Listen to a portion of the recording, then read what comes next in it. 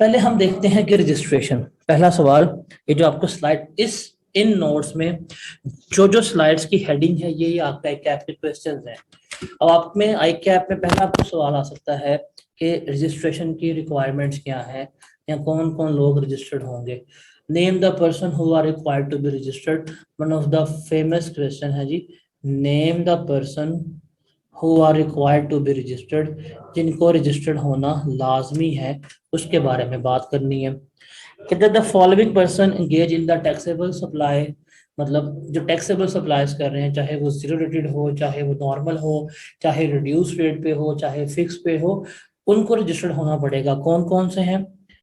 Manufacturer, cottage industry के अलावा one retailer, importer, wholesaler, dealer, distributor, या वो एक्सपोर्टर जो अपना जीरो रेटेड सप्लाईज का अगेंस्ट रिफंड लेने चाहते हैं, या कोई भी ऐसा बंदा जिसको फेडरल या प्रोविंशियल लॉ ने कह दिया है कि आपने रजिस्टर्ड होना है, वो भी रजिस्टर्ड होगा।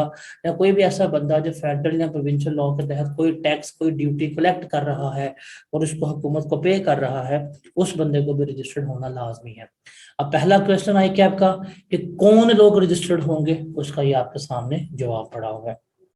उसके बाद है कि रजिस्ट्रेशन का प्रोसेस क्या है, किस तरह से रजिस्टर्ड हुआ जाएगा, उसको आपने देखना है।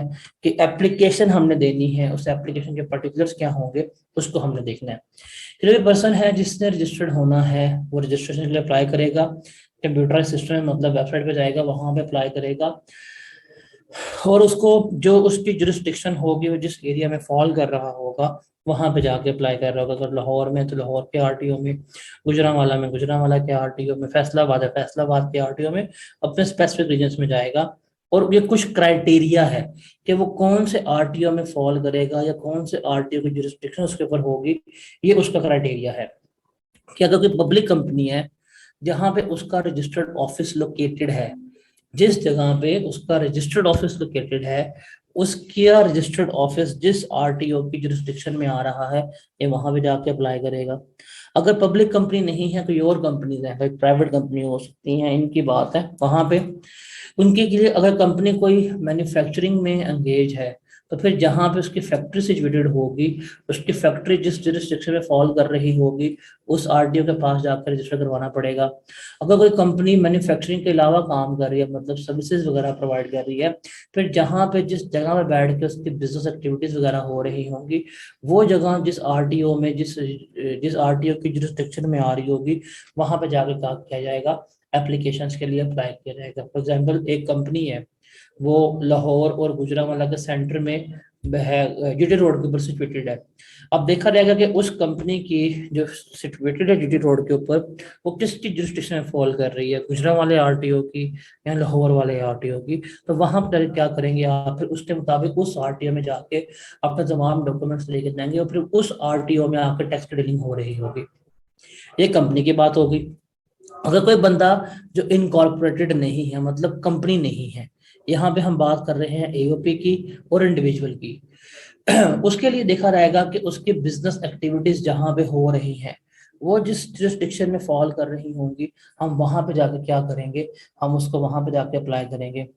उसके अलावा कोई ऐसा पर्सन जो इनकॉर्पोरेटेड नहीं है लेकिन सिंगल मैन्युफैक्चरिंग यूनिट के तौर पर काम कर रहा है, और उसके जो बिजनेस प्रेमिसेस हैं और जो मैन्युफैक्चरिंग यूनिट है वो डिफरेंट एरियाज में है, मतलब फैक्ट्री प्लांट कहीं और लगाया हुआ है और ये जो है वो कहीं और पे काम कर रहा है।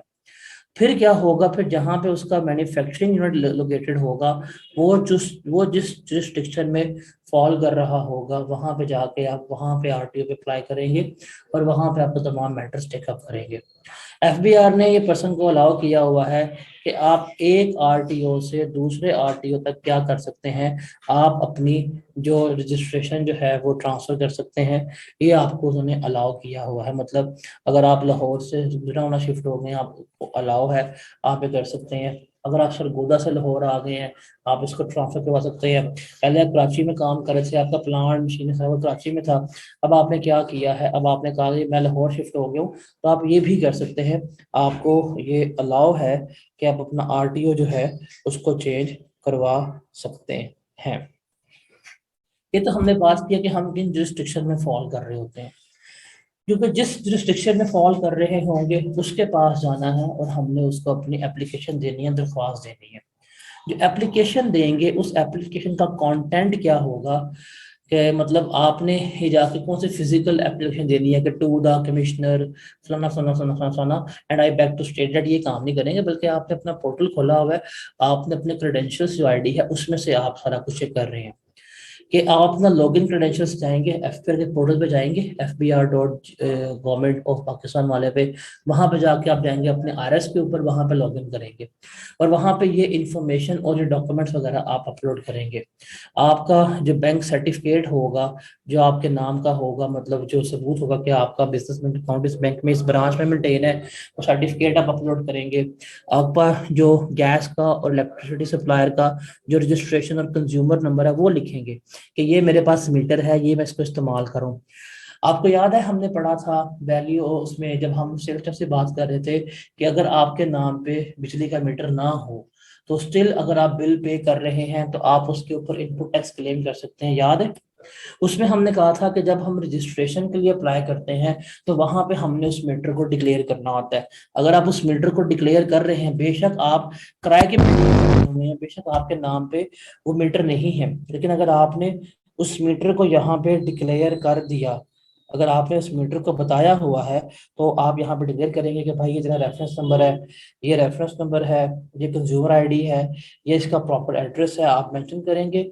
वो जो आप बिल पे करेंगे वो क्या होगा, उसके ऊपर आप इनपुट टैक्स क्लेम कर सकते हैं, ये आप यहाँ पे बताते हैं।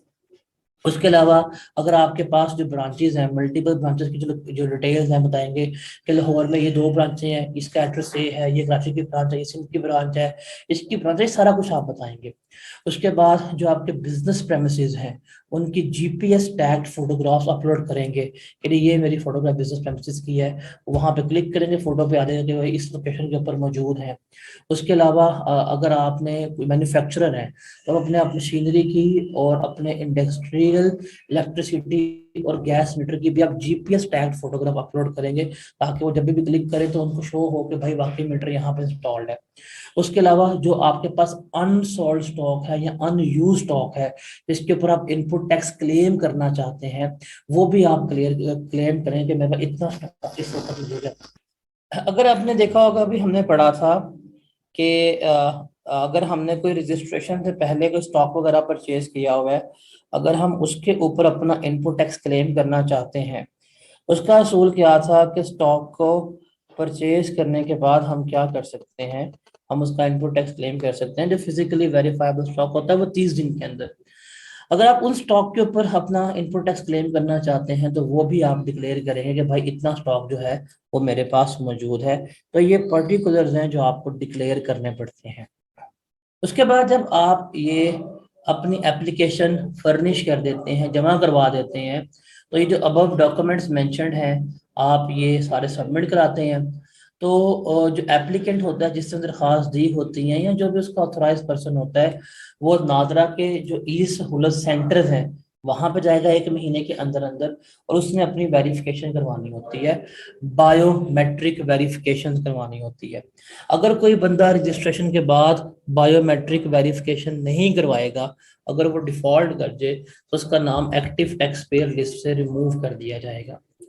और अगर कोई मैन्युफैक्चरर है, मैन्युफैक्चरर जाता है रजिस्ट्रेशन के लिए, तो एफबीआर उससे पहले पोस्ट वेरिफिकेशन करेगा, वो डॉक्यूमेंट सबमिट करवाएगा, वो डॉक्यूमेंट चेक करेगा कोई मिसिंग तो नहीं है, कोई नॉन जेन्युइन तो नहीं है। अगर कोई मिसिंग डॉक्यूमेंट हुआ, कोई नॉन जेन्युइन हुआ, तो उसको 15 डेज का टाइम देगा कि असली डॉक्यूमेंट ला के अपलोड करो। अगर वो डिफॉल्ट कर जाएगा तो फिर क्या कर दिया जाएगा, उसका नाम जो है एक्टिव टैक्स पेयर लिस्ट से रिमूव कर दिया जाएगा। तो ये चीज़ आपने याद रखनी है। तो ये है रजिस्ट्रेशन का, कि अगर हमने रजिस्ट्रेशन करवानी है तो रजिस्ट्रेशन के लिए हमें क्या करना पड़ेगा, क्या उसके प्रोसीजर्स हैं, रिक्वायरमेंट क्या है, एप्लीकेशन की रिक्वायरमेंट्स क्या है, अटैचमेंट्स क्या है, उसकी बात।